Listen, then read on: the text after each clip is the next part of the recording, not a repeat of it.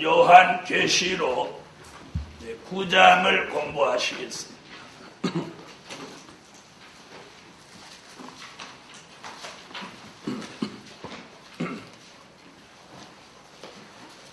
요한계시록 9장 4절이 되겠습니다. 지난달에 3절까지 설명을 드렸고 오늘은 4절부터 요한계시록 9장 4절부터 말씀드리겠습니다. 저희에게 이르시되 땅에 풀이나 푸른 것이나 각종 수목은 해하지 말고 오직 이마에 하나님의 인맞지 아니한 사람들만 해하라 하시더라. 그러나 그들을 죽이지는 못하게 하시고 5달 동안 괴롭게만 하게 하시는데 그 괴롭게 함은 전갈이 사람을 쏠 때에 괴롭게 함과 같더라. 그날에는 사람들이 죽기를 구하여도 얻지 못하고 죽고 싶으나 죽음이 저희를 피하리로다. 6절까지 봉독해 드렸습니다. 9장 1절부터 나온 중요한 내용이 뭐냐면 황충입니다. 황충.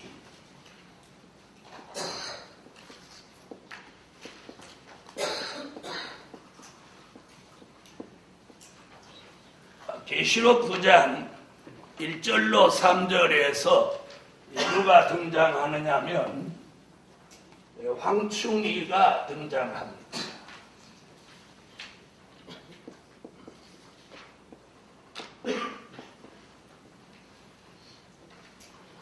이 황충이라고 하는 단어 자체가 복음서나 바울 서신에서는 다시 말하면 신약 성경 계시록을 제외한 어디서도 나오지 않는다는 사실이에요. 이 황충이라고 하는 이 단어와 용어는 선지서와 계시록에서만 등장한다. 그러므로 선지서나 요한계시록이 어두우신 분은 절대로 황충이에 대해서 알지도 못하고 황충이가 어떤 뜻인지도 잘 모릅니다. 오늘 이 황충이라고 하는 것은 이 정체가 있습니다. 황충이의 정체는 이사야 33장 4절이나 예레미야 51장 14절에 근거하면 이 황충이라고 하는 건 이 곤충 같지만 곤충이 아니고 바로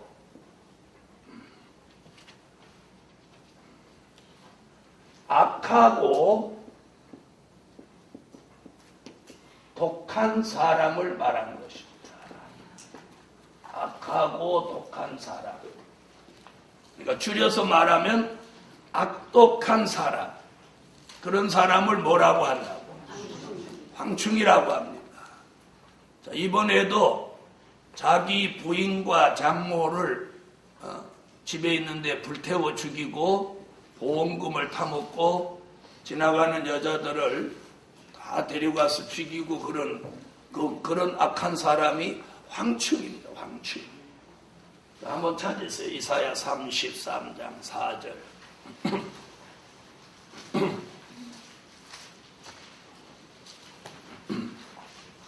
자, 찾으셨으면 읽어주세요.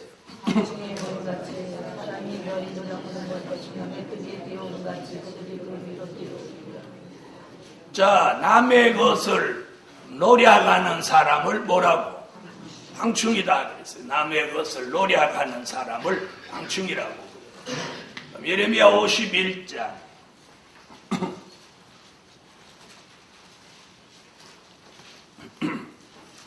14절.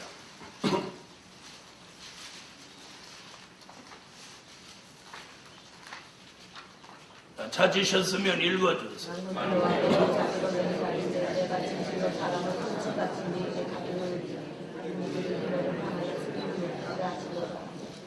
아멘. 소리 지르고 악을 쓰는 사람이 누구예요? 황충이에요, 황충. 자, 그럼 누구든지 황충이 되고 싶으면 어떻게 하면 황충이 돼요?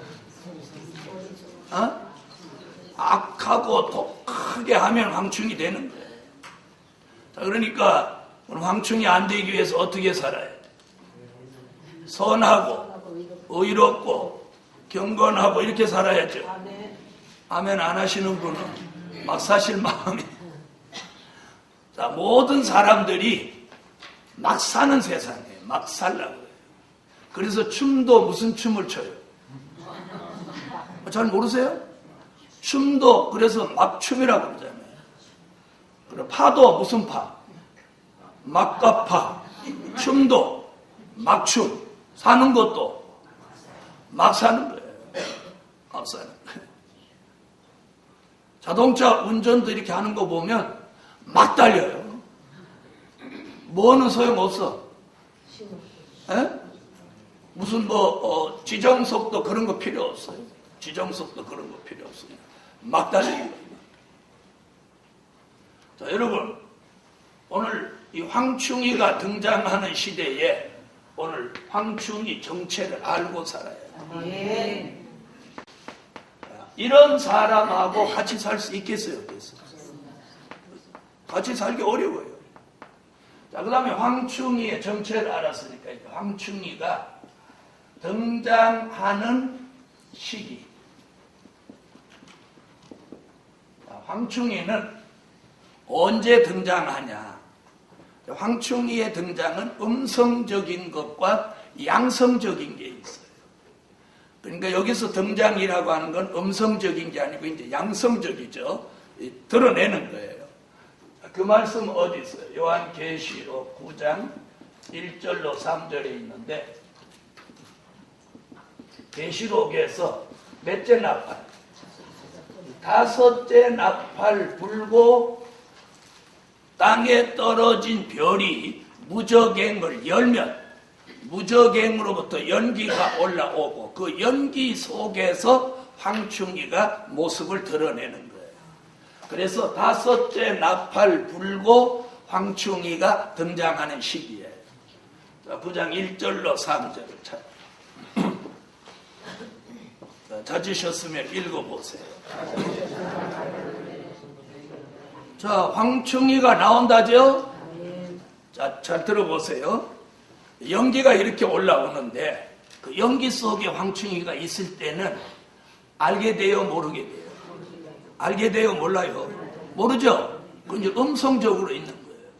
그럼 이제 연기 속에서 본인의 정체를 서서히 드러내는 거예요. 그 시기를 몇째 나팔? 사도 요한은 그 시기를 다섯째 나팔로 보았어요. 자, 그 다음에 황충이가 역사하는 기간. 황충이가 역사하는데 얼마 동안 역사하냐? 얼마 동안? 그 계시록 9장 5절에 보면 그걸 뭐라고 그랬느냐면 5달 동안 역사한다. 그래서 이걸 뭐라고 하느냐면 5개월 환란이다.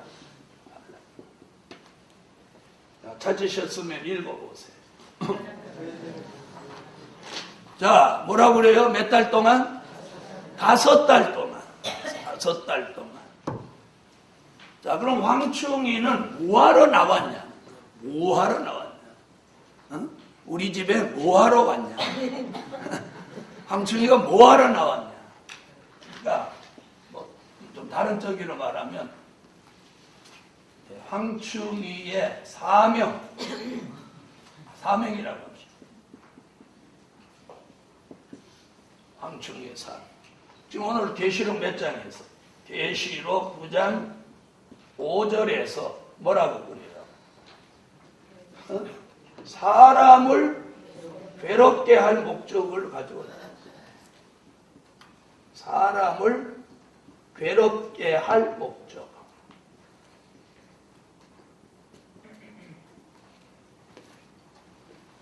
자, 그러니까 누구라도, 자, 잘 들어보세요. 누구를 좋게 해줘야 되겠다, 잘해줘야 되겠다, 그 사람 사랑해줘야 되겠다, 위로해줘야 되겠다, 도움이 돼야 되겠다, 이런 마음 어떨 때 생겨요? 아예 안 생기시는 거예요. 아무 말도 안 하는 거 아주 안 생기시는 거예요. 저는 그런 마음이 언제 생기느냐면 은혜를 받았을 때 그런 마음이 생기더라고요. 에? 그런데 황충이는 그런 마음이 생기겠어요? 안 생기겠어요? 황충이는 근본적으로 뭘 하러 나오냐면 지금 5절에 보면 사람을 괴롭게 할 목적, 해할 목적, 괴롭게 하고 해할 목적으로 나왔어요. 그러니까 절대로 우리는 이걸 경계해야 돼요. 아멘. 자, 그래서 황충이는 그럼 사람을 뭐 갖고 해야 하느냐면 해하는 권세가 있어요. 해하는 권세. 그걸 뭐라고 그랬느냐면 요한계시록 9장 3절에서 이걸 뭐라고 그랬어요? 전갈의 권세와 같은 권세라고 그랬어요. 무엇과 같은 권세? 전갈의 권세와 같은 권세. 앞으로 이 악독한 사람도 권세를 가지고 나온다. 그래서 하나님의 종들은 그동안 뭘 가지고 주의 일했어요? 권능을 가지고 주의 일했죠. 그죠?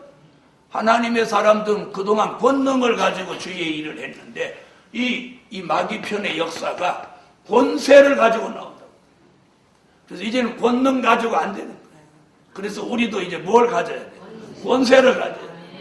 그게 계시록 11장 3절로 6절에 정인의 권세. 3절 읽으면서 계시록 9장 3절.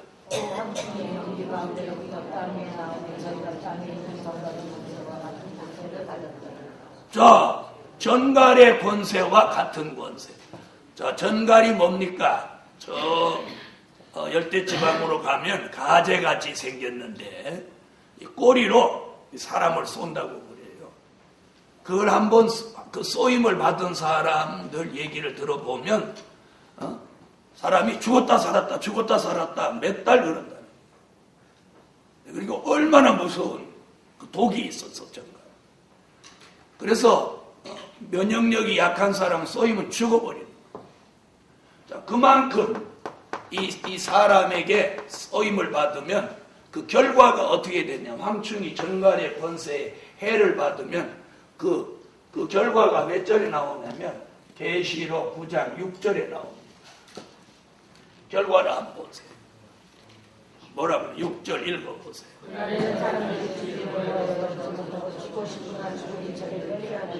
황충이에게 쏘임을 받은 사람은 뭘 구한대요? 죽기를 구한다 그랬어요. 얼마나 무서워. 가끔 그 중환자실에 들어간 사람들 보면 죽기를 구한다고 그러더니 너무 아프면 그냥 죽여달라고 그래. 의사한테 막 매달린다고. 사람이 얼마나 힘들으면 죽기를 구하겠어요. 자, 그렇다면 우리는 이 시대에 가장 경계할 게 뭐야? 누구야? 악하고 독한 사람을 경계해야 돼. 사람 경계. 그래서 마태복음 24장 3절 이하에도 보면 종말의 마지막 때에는 예수님이 뭐라고 했냐? 사람을 조심해라. 사람의 미혹을 조심해라. 다 같이 받아합시다. 조심. 사람 조심. 누가 갑자기 너무 잘해줘도 조심. 뭐 잘해주는 게 그게 목적이 있어. 잘해주는. 그래서 누가 막 잘 알지도 못하는데 잘해주면 조심해야 돼. 이번에 그 강호순이 손에 죽은 여자들도 보면 얼빵해가지고 강호순이가 쌩쌩 웃으면서 타세요 집에 데려다 줄게요 이러니까 홀랑 탔더니 아주 가버렸잖아요. 네? 여러분은 누가 버스 정류소 계셔도 타라고 안 하시죠? 타라고 해요, 안 해요? 안 해요? 그거 감사해요. 아멘. 누가 타라고 하는 사람은 굉장히 조심하고 살아야 돼요.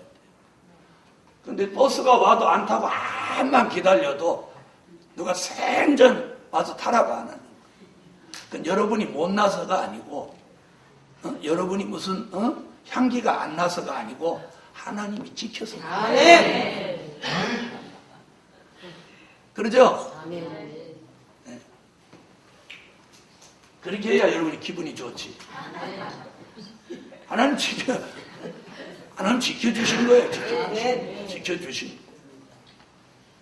자, 이래서 황충이의 정체, 등장하는 시기, 역사하는 기간, 황충이의 사명, 해하는 권세, 이런 것들이 우리 황충이를 통해서 오는 이 시대의 역사입니다. 아멘. 아멘. 그 다음은 황충이를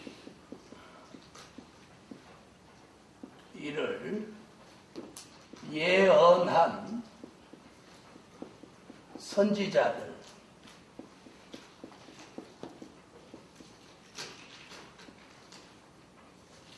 황충이를 예언한 선지자들이 있어요. 황충이를 예언한 선지자들.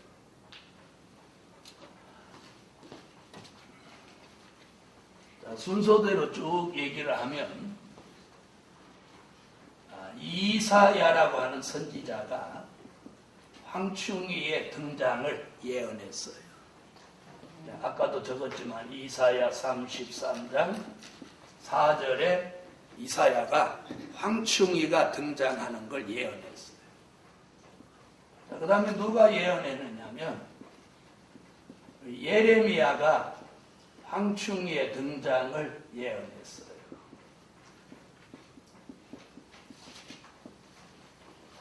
대선지자는 이 두 사람이 황충이의 등장을 예언했어요. 그 다음에 누가 예언했느냐면 요엘이라고 하는 소선지자가 예언했어요. 요엘서 1장 4절에. 그 다음에 아모스라고 하는 선지자가 예언했어요. 아모스 7장 1절로 3. 그 다음에 말라기라고 하는 선지자가 예언을 했어요. 말라기 3장 10절로 12절에. 자, 그럼 몇 선지자가 예언했어요? 네? 대선지자 2사람, 소선지자 3사람이 황충이를 예언했어요. 앞으로 황충이가 등장한다. 자, 이 예언이 어디 와서 그 예언이 성취되냐면 요한계시록 9장 1절로 6절에 와서 황충이의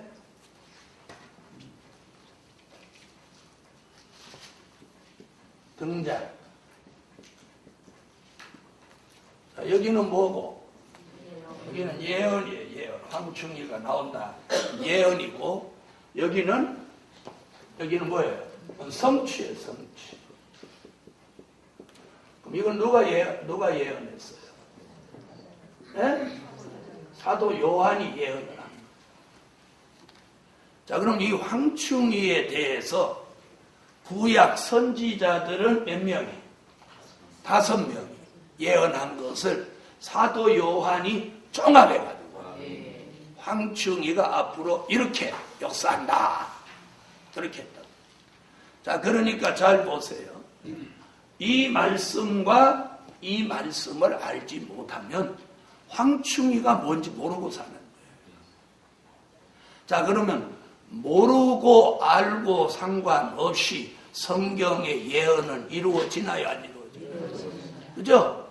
누가 그 성경을 안다, 모른다 상관없이 성경의 예언은 우리 현실 속에 이루어지는 거예요.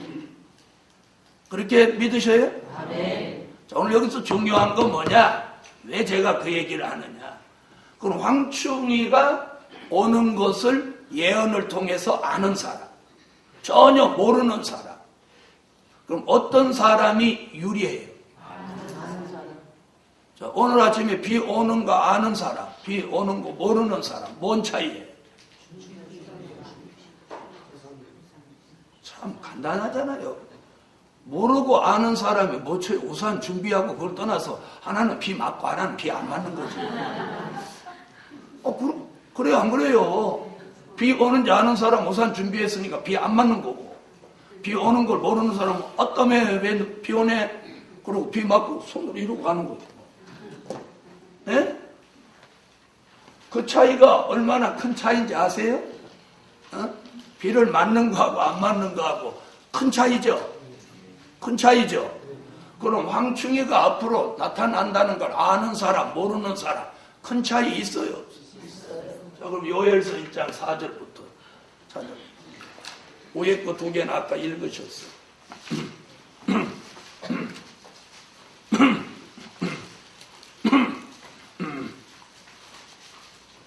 네, 찾으셨으면 읽어주세요.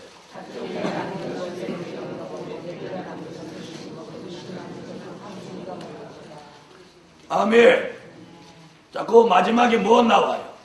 황충이가 열매를 다 갉아먹으러 나온다. 그 다음 아모스 7장.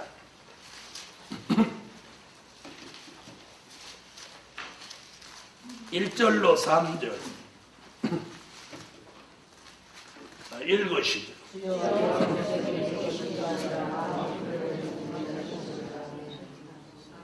아멘. 자, 여기 황충 얘기도 보면, 황충도 누가 만드셨대요? 주께서 황충을 지으심에, 이렇게 나와요. 그러니까 이 악독한 사람이 나오는 것도 누구의 역사예요? 하나님의 역사예요. 자, 그 다음 말라기 3장 10절로 12절 찾으셨으면 읽어주세요.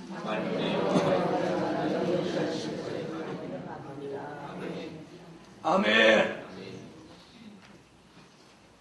자, 말라기 선지까지 이 5명의 선지자들이 누가 등장한다고? 황충이가 나온다고 예언했습니다. 그 말씀이 주전 800년, 주전 750년, 주전 500년 이렇게 예언했던 말씀들이 저와 여러분이 사는 우리 시대에 이제 계시록 9장 1절로 6절의 말씀이 성취되면서 이제 황충이가 등장하고 있다는 사실이에요. 아멘. 자, 그럼 계시록 9장 1절부터 6절까지 아까 읽어보셨죠? 황충이가 앞으로 5달 동안 사람을 해하는 때가 오는데 그런 황충이의 등장을 앞두고 지금 계시록 9장 4절에서 그 황충이의 피해를 받지 말라는 거예요. 아멘. 아멘. 네, 왜 황충이 피해를 왜 받지 말라는 거예요? 네? 6절이 그 해답이잖아요. 황충이의 피해를 받으면 죽기를 구한다고. 죽기를 구한다. 이게 얼마나 두려워. 자, 여러분은 살려고 하는 거예요? 죽어도 좋은 거예요? 그렇죠? 대답 잘해야 돼요. 죽어도 좋다 그러면 하나님 그래라 그러면 죽는 거예요. 자, 우리가 지금 일용산에 올라오고 또 오늘 아침에도 식사를 맛있게 하고 이거 마치자마자 당장 쫓아갈 때가 어디예요? 식당으로 당장 쫓아가는 것도 왜 그러는 거예요? 에? 다 살려고 하는 거 아니에요. 그런데 죽기를 구한다. 이 자체가 오늘 굉장히 무서운 현실이다. 자, 이래서 황충이를 예언한 선지자들이 이게 5명이 황충이 등장을 예언했다는 거예요. 자, 근데 그 예언이 어디 와서 이루어져? 사도 요한이 기록한 요한 계시록에 와서 이루어진다는 거예요. 이루어진다. 그 다음 얘기는 뭐냐? 자, 그러면 이제 이걸 그림으로 한번 그려보겠습니다. 황충이가 언제쯤 그럼 나와서 역사를 하느냐. 여기 다섯째 나팔입니다. 자, 여기 보세요. 예수님이 이쯤에서 공중에 재림하시는데 다섯째 나팔 불고 무슨 시대가 오느냐면 어두움이 세계를 덮는 흑암 시대가 이렇게 시작이 됩니다.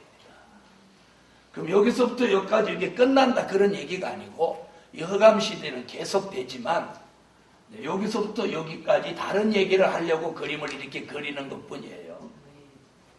자, 다섯째 나팔 불고 흑암 시대가 시작되면서 예수의 재림을 전후로 해서 3년 반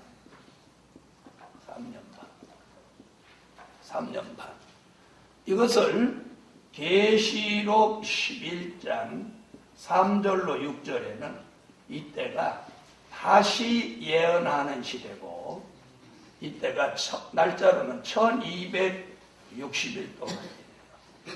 그래서 여기서 예언이 시작되면 여기까지 가는 게 1260일. 연으로는 3년 반이에요. 그럼 왜 전이라고 하느냐? 또 앞전자에 재림을 전으로 해서 3년 반이다. 3년 반이다. 자, 그 다음에 요 끝에 바로 여기가 몇 달? 요 3년 반 전에 3년 반 전에 3년 반 안에 뭐가 있어? 황충이가 역사하는 몇 달? 5개월 환란이 있단 말이에요. 5개월 환란.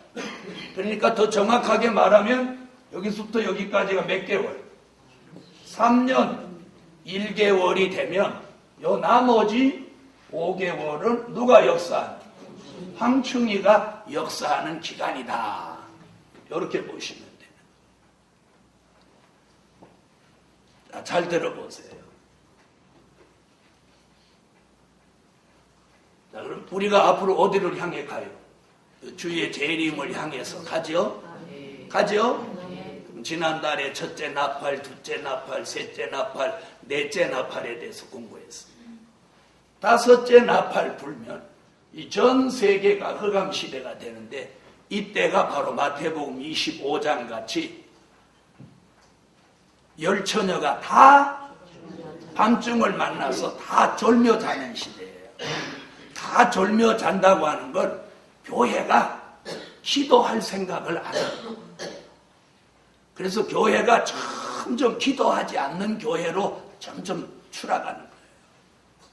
여러분 금요 처리하면 말 그대로 금요 처리하면 밤을 새워서 금요일 날 기도해야 되는 게 금요 처리예요. 맞죠? 글씨를 한번 써볼게요. 금요 철야 이러면 몇 시서부터? 밤 12시부터 그 이튿날 새벽 4시까지는 해야 이게 철야예요. 그런데 교회 그 안내판에다 금요 철야 그래놓고 모임은 몇 시에 하느냐면 저녁 9시나 어떤 데는 8시에 하는 사람도 있어요. 그래가지고 몇 시에 끝나? 9시 시작하면 11시에 끝나고 8시 시작하면 10시에 끝나서 다 집에 가고 다 사람들 간 다음에 사찰집에서 문 잠가버려. 그러니까 정말 뭐 하고 싶어도 못해. 밤에 처리하고 싶어도 못하는 게 오늘의 현실이에요. 저녁 예배 없어지고 금요 철야 없어지고 여러분 주일학교가 없어진 교회예요.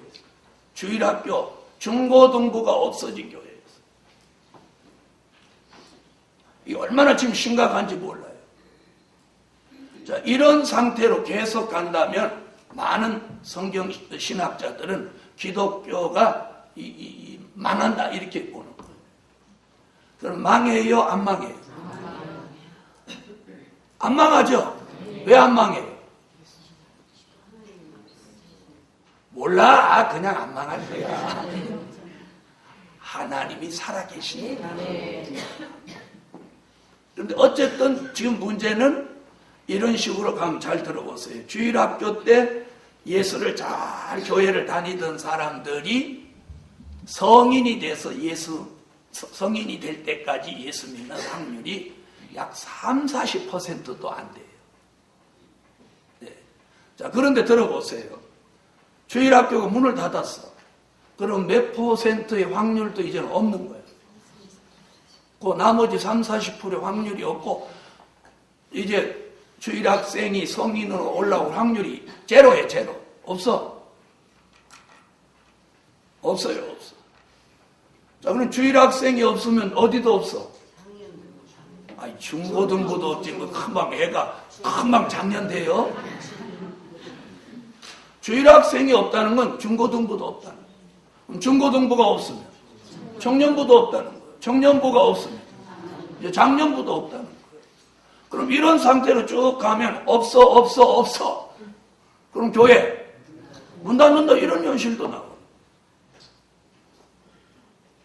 근데 걱정하지 마십시오. 자, 보세요. 자, 이래서 교회가 영적 밤중을 만나면 어떤 현상이 일어나느냐 하면 잘 들어보세요. 사람들이 전부 안일과 태만과 게으름에 빠져. 그래서 교회에 모이는 걸 힘쓰지 않아요. 교회에 모이는 걸 힘쓰지 않아요. 그래서 스바냐 선지가 스바냐 2장 1절에 너희가 모이기를 힘써라. 네. 모여야 되는데 모이질 않는 거예요. 그리고 늘 얼마나 참 문제가 되느냐 하면 교인이 모이려고 해도 목사님이 모이지 말라는 거예요. 저기 시골에 어떤 데는 안식일이라고 그래갖고 1년에 한 주일을 교인들 뭐 교회에 오지 말라는 거예요. 오늘 안식일이라고. 안식일이 그런 안식일이요? 안식일이 뭐예요? 일주일 동안에 하루를 하나님 앞에 예배드리고 온전히 바쳐드리는 게 이게 안식일이에요. 그런데 교회 안 오는 안식일이에요. 여러분 생각에 이게 이해가 돼요? 안 돼요? 예?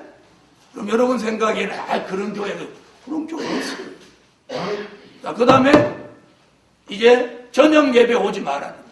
그래서 왜 안 오냐 그러니까 가정이 중요하니까 가족과 함께 예배 드리라는 거예요. 주일 저녁 예배. 자, 그러면 주일 저녁 예배 가족과 함께 드려져요? 안 드려져요? 드려져요? 안 드려져요? 안 드려져요. 아니, 밥도 같이 먹자고 해도 안 모이는데 예배 같이 드리자고 누가 드리겠어요? 그러니까 한 번, 두 번은 될지 모르지만 결국 저녁 예배 없어집니다. 이게 오늘의 현실. 자, 이래서 지금 뭘 만났어? 밤중을 만났어. 자, 그러면 밤중을 만났으니 우리는 이제 곧 누구를 만날 차례야? 황충이 만날 차례지. 황충이 만날 차례.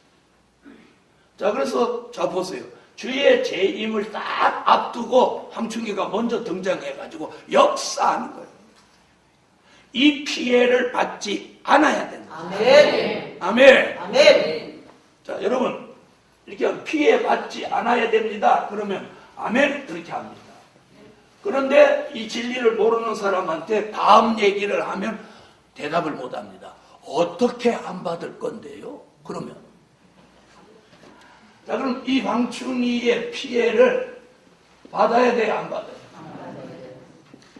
자, 피해받지 않는 비결이 있다면 비결이 있어요. 자, 그걸 지금 계시록 9장 4절에서 말하고 있거든요. 계시록 9장 4절입니다.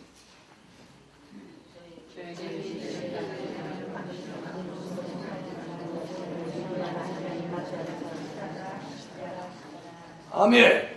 거기 풀이나 푸른 것이나 각종 수목은 해하지 말고 이 푸른 것은 해하지 마라. 이게 푸른 신앙. 푸른 신앙. 요한계시록 9장 4절. 이사야 44장 1절로 4절. 예레미야 17장 7절로 8절. 이런 전부 다 푸른 신앙 얘기를 하고 있어요.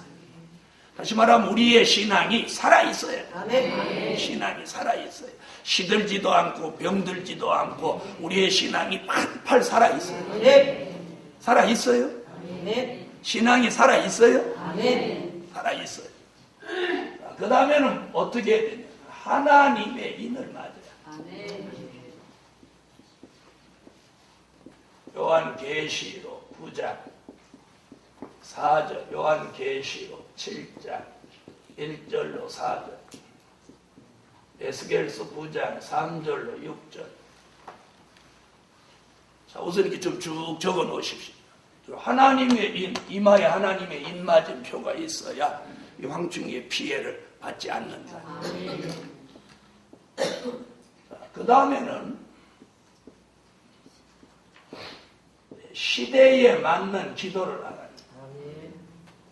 기도를 잘해야 피해를 못 받아. 아모스 7장 1절로 3절.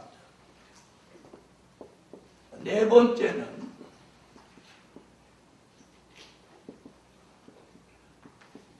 여호와를 경외함으로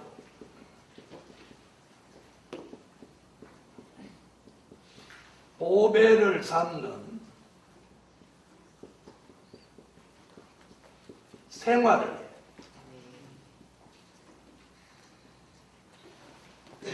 이사야 33장 4절로 6절 다섯.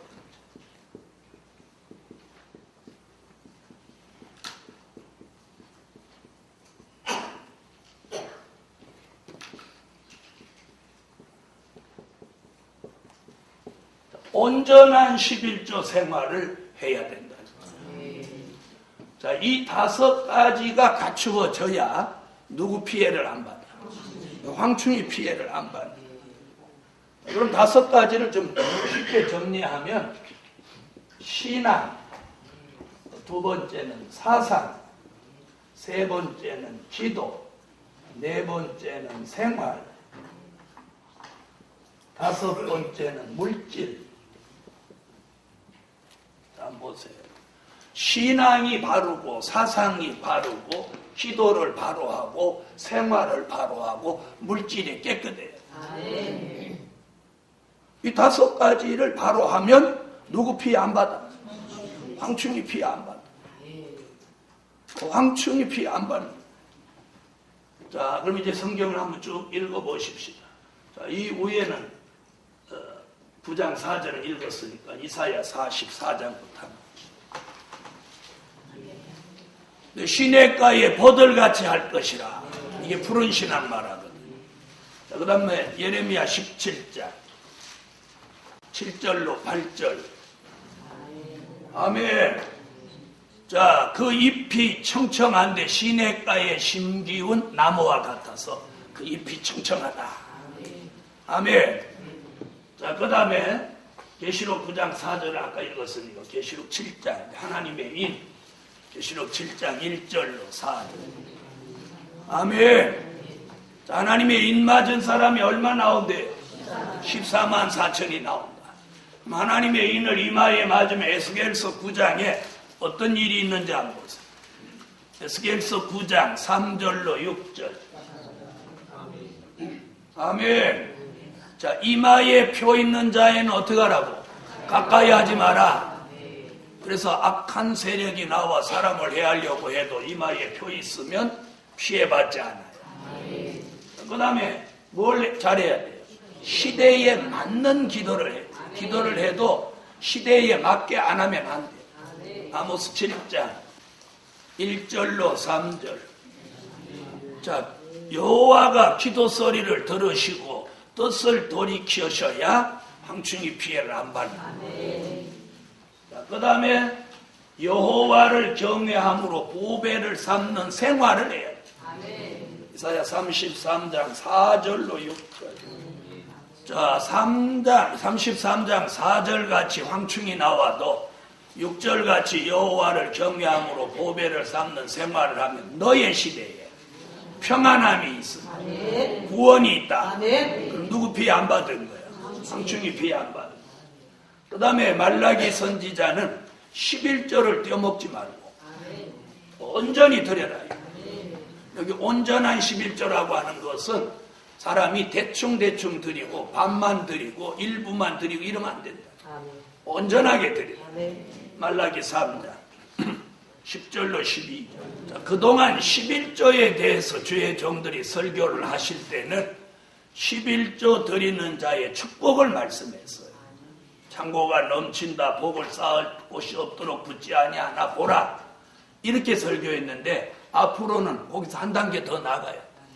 온전한 11조 생활을 하면 누구 피해받지 않는가? 또 황충이 피해받지 않는다고 설교해요. 아멘. 자, 그런데 여기 한번 보세요. 황충이 피해받지 않는 비결 5가지 중에 나온 성경 구절이 어딘가 한번 보세요. 전부 선지서와 계시록이지 복음서나 바울서시는 하나도 없습니다. 그 이유가 뭐냐? 그 이유가 이 말씀은 된 일이 아니고 앞으로 될 일이기 때문에.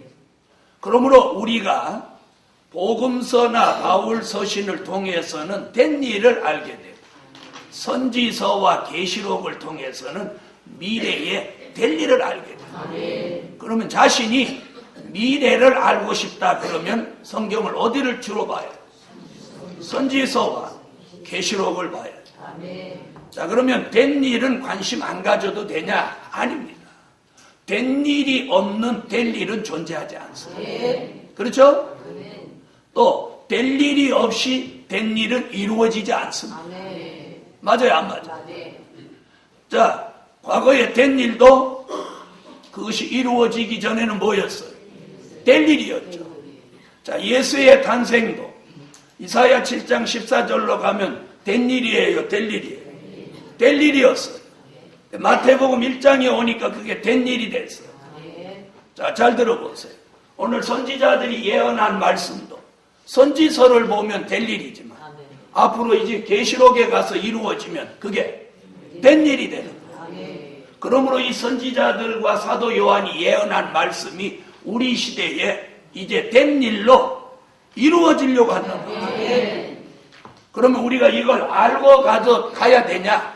모르고 가도 되냐? 그건 여러분이 결정을 하시고 알고 가야 되나? 모르고 가야 되나? 오늘 아침에 비 오는 걸 알고 다녀야 되나? 모르고 다녀야 되나? 그럼 결과는 어찌 됐어요? 비 맞는 거와 비 안 맞는 차이죠. 그게 비니까 그렇지 폭탄이라고 합니다. 그게 비니까 그렇지 그게 유황불비라고 합니다. 우리가 알고 가야 된다. 그런데 계시록 1장 1절을 보니까 이런 말씀을 알아야 된 사람은 때가 되면 알게 하신다. 계시록 1장 1절을 하고 자, 요한계시록 1장 1절을 자, 우리가 이제 계시록 공부를 하면서 이제 어떻게 이 공부를 해야 되느냐면 황충이 그러면 황충이 있어? 이렇게 아니라 황충이 정체는 뭐냐? 왜 나왔냐? 무엇하냐? 그놈이 나와서 어떤 일을 저질르냐? 역사하는 기간은 얼마냐? 언제 나오냐? 그 피할 길은 있냐? 피해 안 받는 비밀은 있냐? 우리가 이렇게 이제 막 접근을 해야지. 무슨 얘기인지 아시겠어요? 예를 들어서 하나님의 인 그러면 하나님의 인이 뭐냐? 인은 누가 맞냐?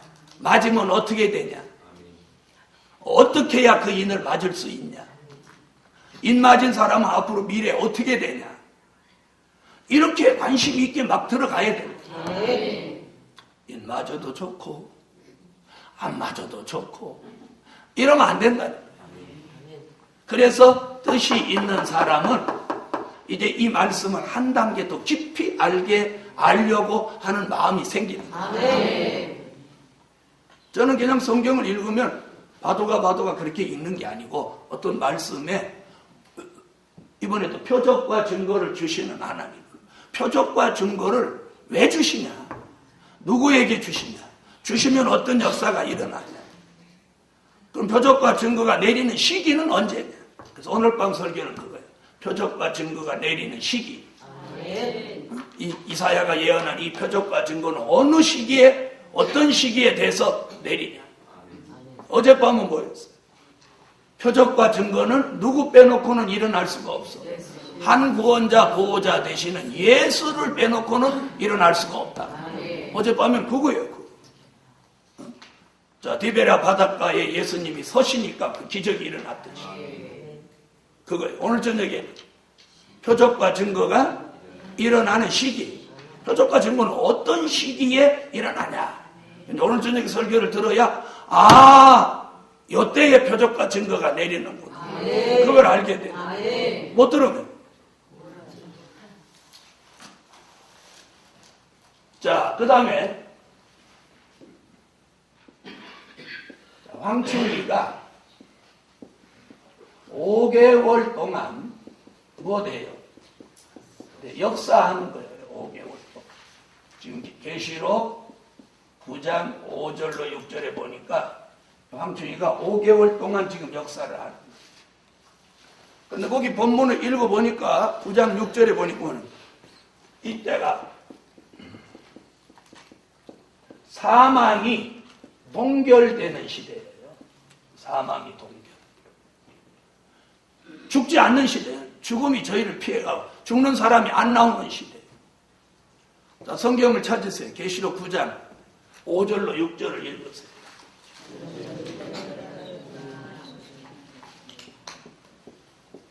정확하게 말하면 여기 이 그림을 한번 보세요. 예수의 재림을 시점으로 해서 전후로 몇 달 동안 5개월 동안은 누가 없어. 죽는 사람이 안 나온다. 그 답이 지금 어디서 나왔어요? 9장 6절 다시 한번 보세요.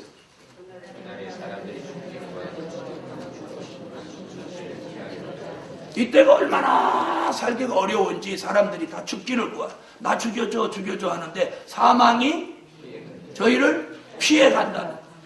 그럼 뭐 이때 죽는 사람이 있어요 없어요? 요 5달 동안 죽는 사람이 없다는 거예요. 그럼 사망이 동결됐다. 여기에는 두 가지 큰 의미가 있어요. 자, 여기는 이때는 뭐 없어? 영혼 구원이 정지된 상태. 자, 아무라도 예수 믿고 영혼 구원을 받았다 하더라도 뭐가 돌아가셔야 해요. 육체가 죽어야 영혼이 구원받는 거 아닙니까? 맞아요, 안 맞아요? 몸이 안 죽었는데 영혼 구원 받나요, 못 받나요? 못 받죠?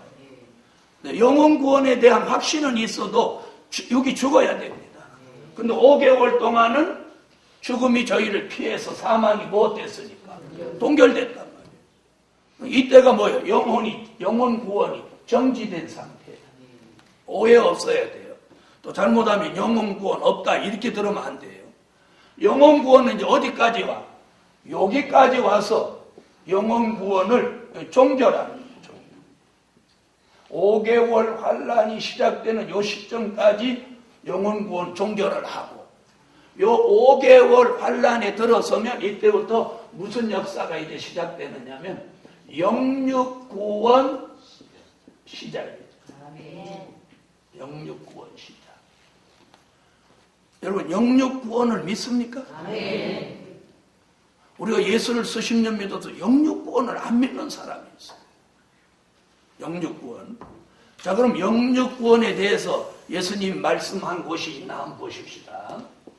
요한복음 11장 26절, 마태복음 24장 21절, 22절, 데살로니가 전서 5장 23절, 여기 영육구원 얘기했어요.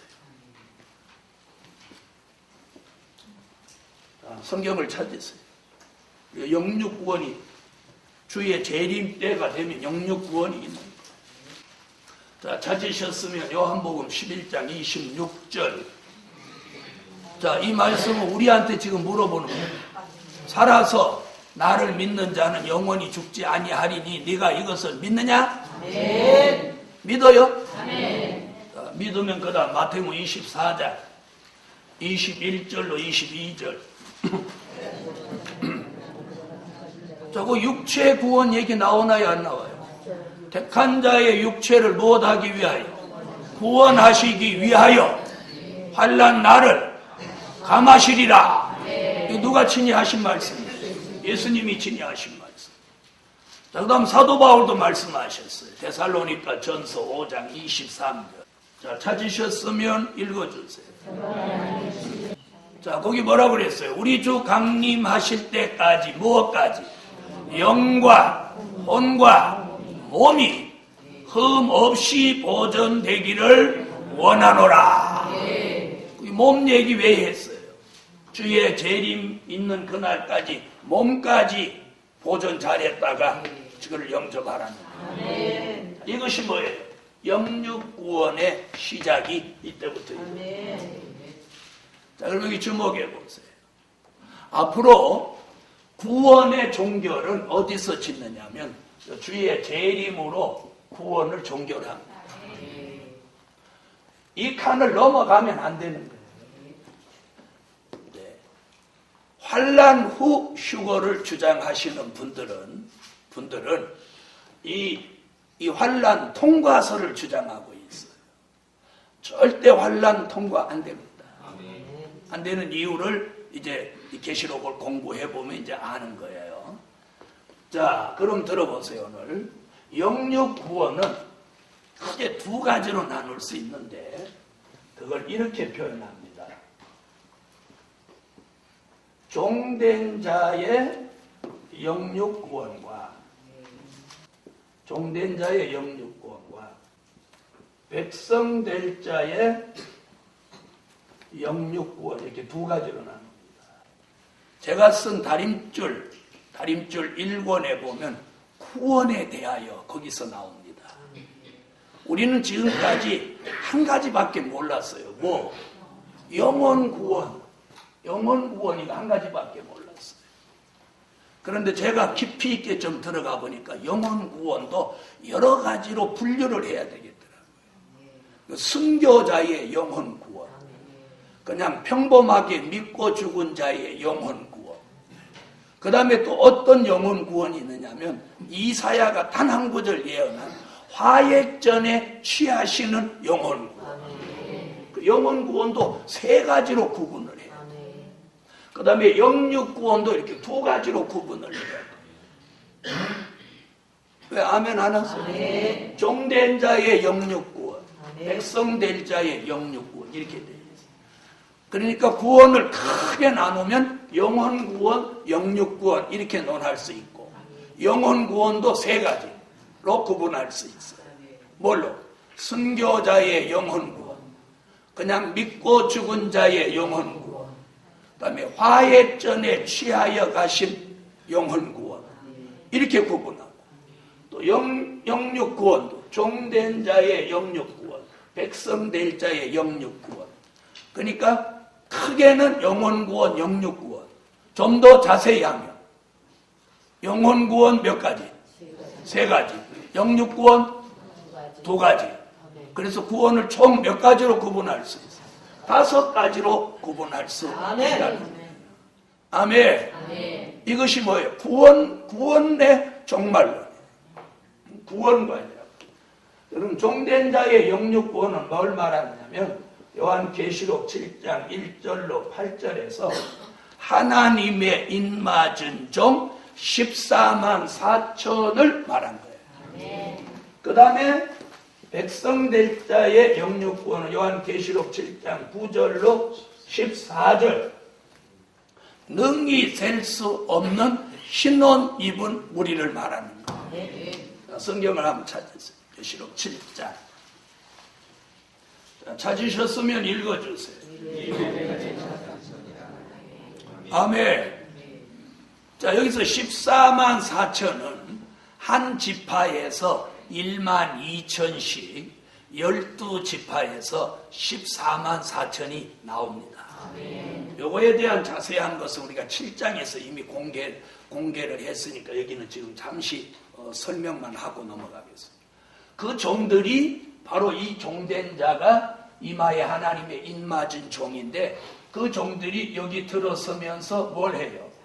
다시 예언을 하는 거예요. 그래서 하나님의 인마진정 14만 4천만 구원받는 게 아니에요.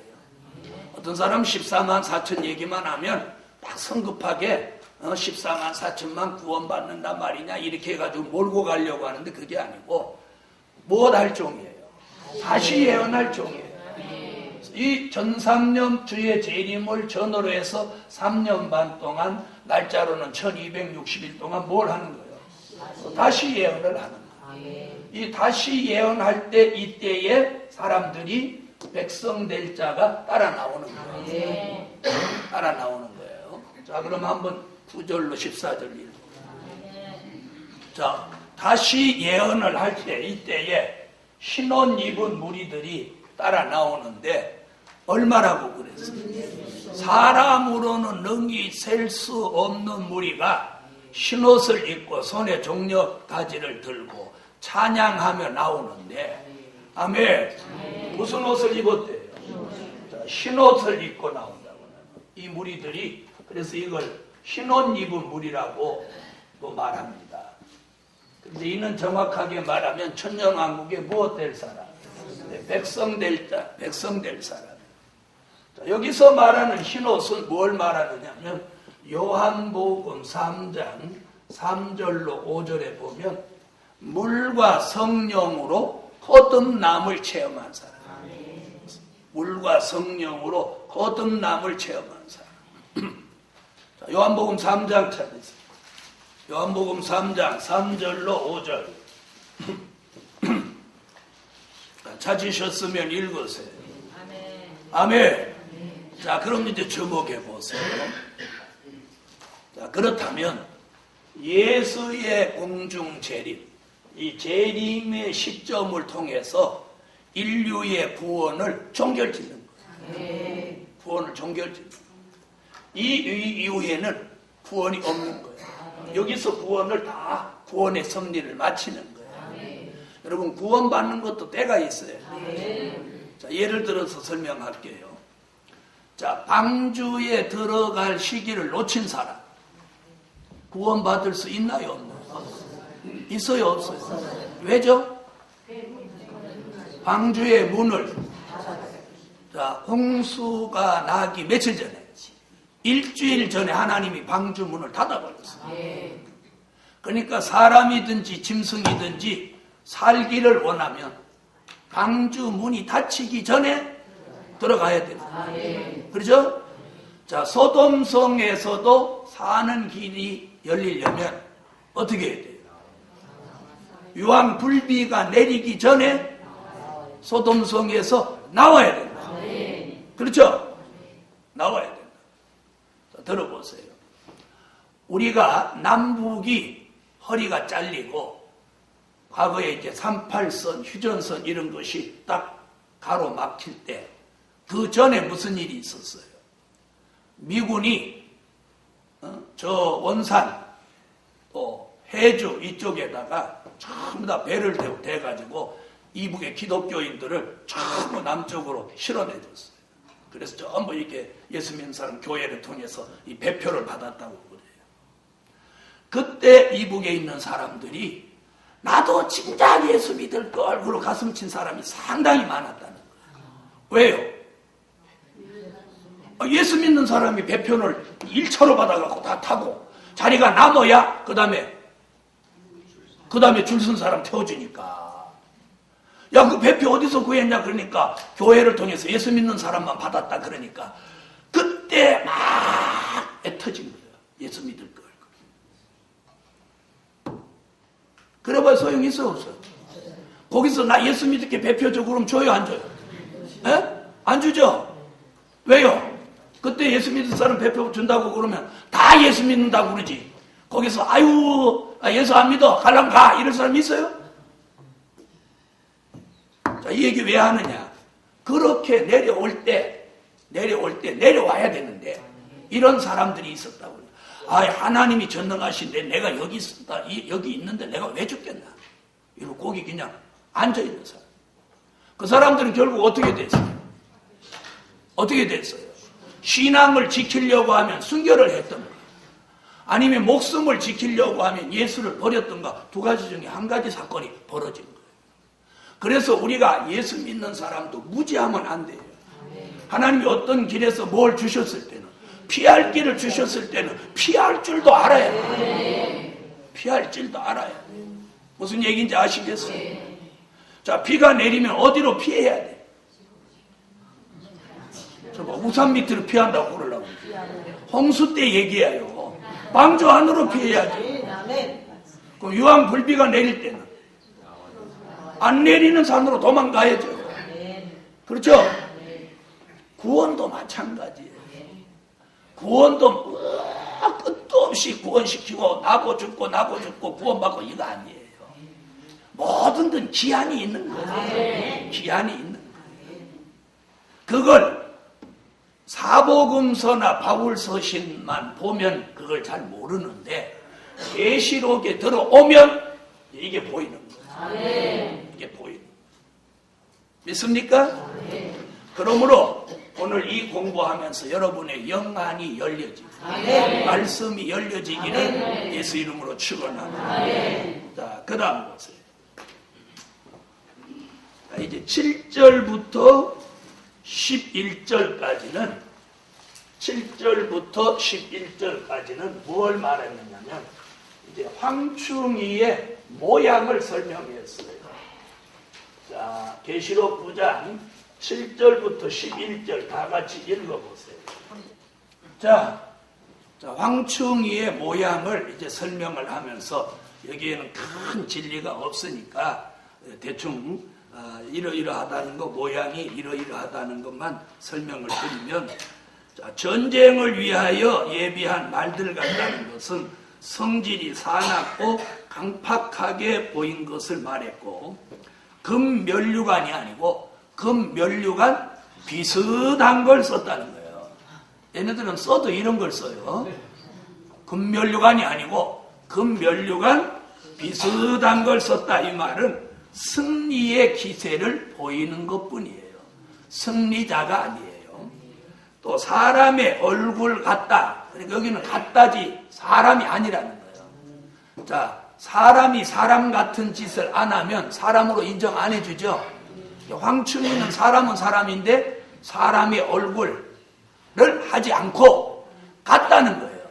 이건 사람같이 늘 정당성을 주장하고 나온다는 뜻이고, 또 여자의 머리털 같은, 여기도 같은이에요. 머리털이 있다는 것은 미혹적인 정책을 쓴다는 것이고, 사자의 이가 아니고 사자의 이 같다는 것은 무자비한 사람으로 보인 것입니다. 또 저륜갑 같은 흉갑이 있다고 하는 것은 자기 방어와 단결력이 있다는 뜻이고, 전장으로 달려가는 소리 같다는 것은 아주 강폭하고 강팍한 정책을 쓴다는 뜻이고, 꼬리로 쏘는 살이 있다는 것은 그건 아주 세포적인 조직과 말단 세력으로 사람을 해한다는 거예요. 그래서 그 꼬리라는 말이, 꼬리로 쏘는 살이 있다. 이 꼬리라는 말이 어디서 성경에 등장을 했느냐면 그 시작이 신명기에 등장했어요. 신명기를 한번 잠깐 찾아보겠습니다. 신명기 28장 13절에 보면, 자, 하나님을 잘 섬기는 사람은 머리가 되고 잘 못 섬기는 사람은 뭐가? 꼬리가 된다. 그 꼬리와 지금 여기 꼬리가 같은 뜻이에요. 다시 말하면 인간 말정이라는 뜻이죠. 자, 신명기 28장 13절을 참고해 보겠습니다. 자, 하나님의 말씀대로 명령대로 바로 하는 사람은 머리가 되지 뭐 되지 않게 해. 꼬리가 되지 않게 한다. 그 꼬리 얘기가 신명기에 나왔는데 그게 지금 계시록에서 꼬리 얘기가 나오는 거예요. 그러니까 인간 말정, 인간 말단 세력이다, 이런 뜻이 되겠어요. 그 다음에 11절에 보면 저희에게 임금이 있으니 그랬어요. 저희에게 임금이 있다. 그러니까 누구 임금? 네, 황충이의 임금이에요. 계시록 9장 11절에 황충이의 임금이 있으니 그 이름을 하여 뭐라고 그랬어요? 네? 히브리 음으로는 아바돈이요. 헬라 음으로 이름은 아블론이라고 했는데, 자, 이는 뭘 말하느냐면, 뭐라고 그랬어요? 저희에게 임금이 있으니 무저갱의 사자라 이렇게 말했어요. 무저갱의 사자. 그러면 그 해답이 어디서 나오냐면 계시록 9장 1절로 2절에 나오는 거죠. 그럼 계시록 9장 1절로 2절에 가보면 그 무저갱의 얘기가 나오죠. 자, 계시록 9장 1절로 2절 읽어주세요. 자, 이걸 뭐라고 그러세요? 자, 땅에 떨어진 별이죠. 자, 여기 무저갱의 사자는 땅에 떨어진 별이에요. 떨어진 별. 땅에 떨어진 별. 그럼 이 땅에 떨어진 별은 어떻게 하다가 땅에 떨어졌느냐 하면 그 해답이 계시록 12장 3절로 4절에서 그 답이 나와요. 이 별이 왜 땅에 떨어졌느냐. 계시록 9장에 땅에 떨어진 별이 떨어지게 된 동기가 12장 3절로 4절에 나옵니다. 자, 별은 누구를 뜻하느냐 하면요, 마지막 때에 쓰임받는 하나님의 종들을 가리켰는데, 하나님의 종이 여기 보니까 용의 꼴이라고 그랬어요. 용은 누구냐면 계시록 12장 7절로 9절에 보면 옛뱀 마귀 사단이에요. 마귀 꼬리에 맞아서 하나님의 종이 떨어지는 거예요. 이걸 뭐라고 그랬어요? 땅에 떨어진 별이에요. 땅에 떨어진 별이 결국은 뭐예요? 무저갱의 사자고, 이것이 뭘 말하냐면 이게 악의 지도자라는 뜻이에요. 여러분, 의의 지도자도 있지만 악의 지도자도 있다는 걸 잊지 마세요. 그게 뭐예요? 악의 지도자가 땅에 떨어진 별이고 무저갱의 사자요, 황충이의 임금, 우두머리라는 뜻이에요. 자, 이 악의 지도자가 결국 누구를 말하느냐면 이 시대의 거짓 선지자예요. 누구? 거짓 선지자. 이는 계시록 13장 11절로 15절 같이 쓰여지는 이 거짓 선지자예요. 우리는 이 거짓 선지자를 분별하고 경계해야 돼요. 경계해야 돼요. 계시록 13장 11절로 15절. 자, 여기 지금 이 악의 지도자, 무저갱의 사자, 땅에 떨어진 별, 이 거짓 선지자가 얼마나 무서운 일을 하느냐면, 앞으로 예수 재림 후 3년 반 동안 지구 전체가 수정통치 시대가 되면 이 거짓 선지자가 하늘로 불을 끌어내리고 우상을 만들게 하고 우상에게다 생기를 주어 말하게 하고 우상에게다가 경배하게 하고 또 짐승의 표를 이마와 손에다가 받게 한다는 거예요. 그러면 이거 하나만 봐도 이 사람이 참 선지자가 아니라는 거죠. 그렇죠? 참 선지자 같으면 우상을 만들게 하지 못하죠. 우상에게 경배하게 해요? 못하게 해요? 못하게 하죠. 여러분, 이 시대도 마찬가지예요. 우상에게 절해도 된다, 제사 지내도 된다, 이러면 그 사람 참 선지자 아니에요. 오늘날 지금 보수 교단 안에까지도 제사 지내도 된다고 해서 제사 지내는 교인들이 수도 없이 나오고 있어요. 네. 그래서 지금 주로 저 안동 지방을 중심으로 해서 제사를 금하는 그 법을 폐지하자는 운동이 일어나요. 왜 그러냐 그러니까 그쪽에는 전도하기가 너무 어렵다. 여러분, 전도하기가 아무리 어렵다고 해도 우상 앞에 제사 지내는 기독교 법을 폐지하면 돼요, 안 돼요? 그걸 금하는 법을 폐지하면 안 되죠?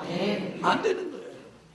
폐지하지 않아도 주의 종들이 공공연하게 제사 지내라, 절만 하지 마라, 어떤 목사님 절해도 좋다는 얘기까지 나와요.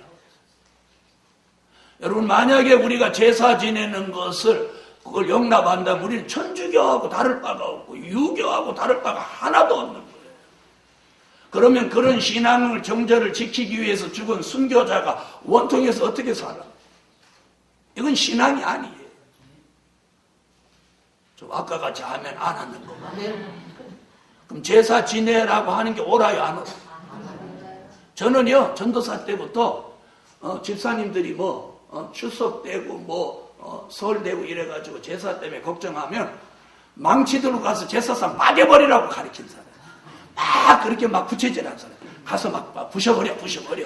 한 번만 제사상 부시면 끝장이야. 그래갖고 두 사람 부셨어. 그 집은 그렇게 한 번 그런 사건 치르고 다시는 제사 얘기 안 내는 거예요. 한 번 깨고 끝내는 게 나요. 평생 질질 끄는 게 나요. 여러분 들어보세요. 오늘 우리가 지금 주의 종들이 어떻게 가르친 줄 아세요? 제사 지내는데 동참하지 말고 밥하고 주걱으로 십자가 솥에다 그려버려. 솥에다 십자가 그리는 게 무슨 의미야? 제사 지내는 행위 자체가 안 되는 거지. 맞아요, 안 맞아요? 그런데 지금 계시록 13장에 고지 선지자가 무엇한데? 우상을 만들게 한다. 우상에게 절하게 한다. 경배하게 한다. 이렇게 시키는 자체가 이게 거짓 선지자라는 거예요. 그럼 우리 시대에도 그걸 바로 못 가리키면 거짓 선지자 되는 거예요. 무슨 얘기인지 아시겠어요? 주일 학생 때부터 저는 장손이지만 제사 절대 안 지내요. 그 다음에 떡이든 부침개든 이런 것도 이렇게 딱 내부지게 잘린 건 절대 안 해요. 요딴 건 어디 올라갔을 가능성이 많기 때문에. 그래가지고 좀 이렇게 찌그러진 거 이런 것만 먹는 거예요. 그리고 우리 집에서는 절대 제사를 안 지내고 우리 작은 집에서 지냈는데 혹시라도 가게 되면 제사 저기서 지내면 난 여기가 서 있어요. 그럼 우리 아버지 작은 아버지가 야 너 장선인데 와서 절해야지. 나 절 안 해. 나는 기독교인이에요. 예수 믿는 사람이에요. 야 다른 사람 예수 믿는 집사도 다 절하더라. 그건 땡땡이에요. 그건 사쿠라예요. 예수 제대로 믿는 사람 그렇게 안 하는 거예요. 야 그럼 뭐라고? 야 너 혼자 1등으로 믿어라. 나 1등으로 믿어. 여러분 악의 지도자가 바로 이 떨어진 별이에요. 이 떨어진 별도 떨어지기 전에는 참 하나님의 사람이었다는 걸 잊지 마세요. 여러분 참 종과 거짓 종은 이 백지 한 장 사이에요. 돌아서면 악의 지도자고 바로 서면 의의 지도자라. 여러분이 오늘까지 신앙을 지키고 이만큼 올 수 있었던 것이 자신의 의로 된 것이 아니라는 거 있죠. 하나님의 역사예요. 하나님의 은혜요. 하나님의 사랑이에요. 저는 거기까지 공부하고 내일은 이제 12절부터 중동 전쟁에 대한 비밀을 내일 낮 공부에 드리겠습니다. 기도드립니다. 감사 예물 드렸습니다. 1,000번째 드렸습니다. 기도드립니다. 만군의 여호와 전능하신 하나님, 이 악하고 배역한 시대에 신앙의 정절을 지키고 의로운 지도자의 반열에 세워주세요.